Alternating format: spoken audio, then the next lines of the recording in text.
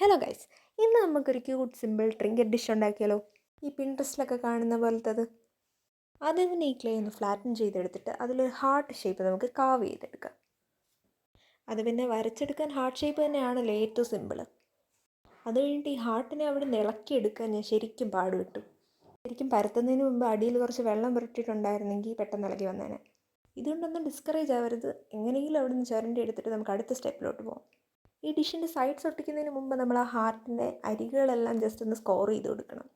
പിന്നെ നമ്മൾ നേരത്തെ ഉണ്ടാക്കി വെച്ച ആ സ്ട്രിപ്പ് പോലത്തെ ഭാഗം എടുത്തിട്ട് പതുക്കെ ഇങ്ങനെ വളച്ച് വളച്ചൊരു ഫ്രില്ലിൻ്റെ രൂപത്തിൽ ഒന്ന് ഒട്ടിച്ചു കൊടുക്കാം.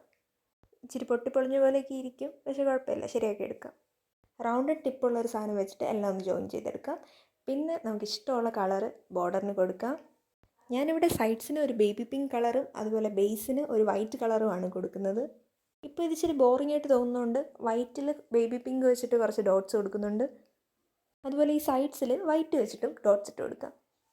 നമ്മുടെ ട്രിങ്കറ്റ് ഡിഷ് റെഡി ആയിട്ടുണ്ട്. ഇഷ്ടപ്പെട്ടാൽ ട്രൈ ചെയ്ത് നോക്കാൻ മറക്കല്ലേ.